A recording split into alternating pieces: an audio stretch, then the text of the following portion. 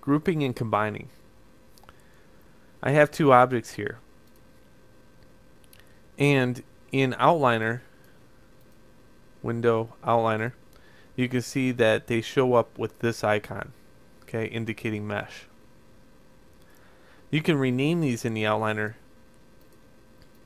by double clicking here and capitalizing the first letter.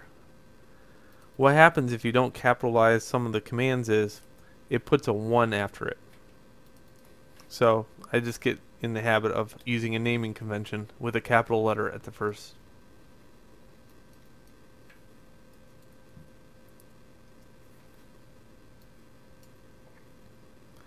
Now, if I take both objects and try to rotate them, they are rotating based upon their local rotations, which means each object has its own local rotation or local pivot point. And when you rotate them in world space, they rotate fine this way. They rotate fine only that way, though.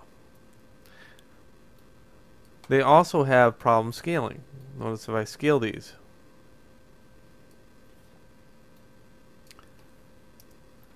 Okay, to rectify this, we can use a thing called groups.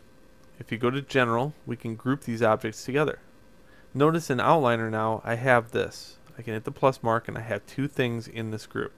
If I go to the group, its pivot point screwed up.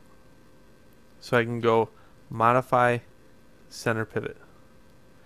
Now I'll be using Center Pivot a lot for things, so I would say Center Pivot's one of the commands that should be up on your shelf, but is not.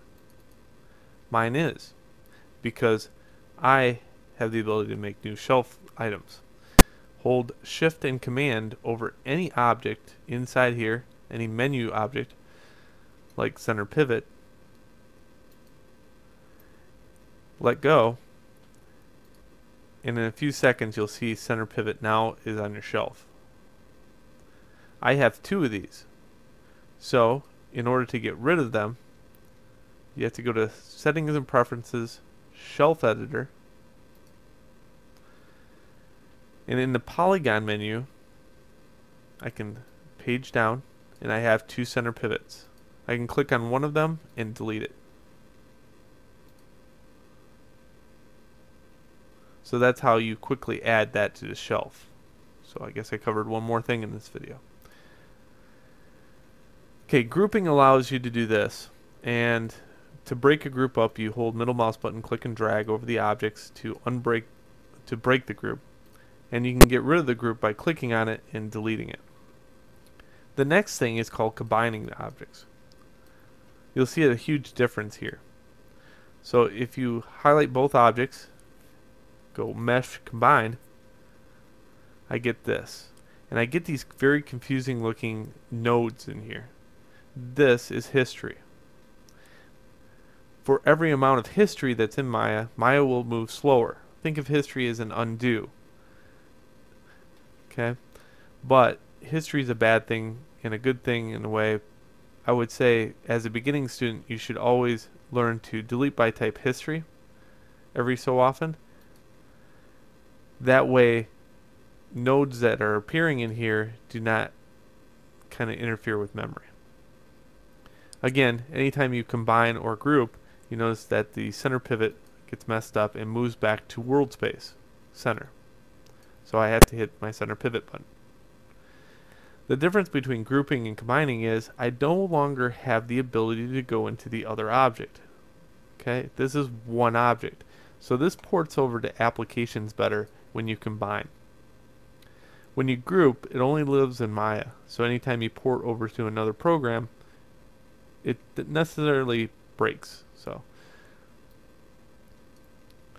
now let's go in here, go Mesh Separate. Again, what happens here is you get a group formation first. So when you separate, it breaks it up to a group, and if you want it out of the group, middle mouse button, click and drag outside that group structure. Click on both objects and edit, delete by type history. Okay, so center pivot.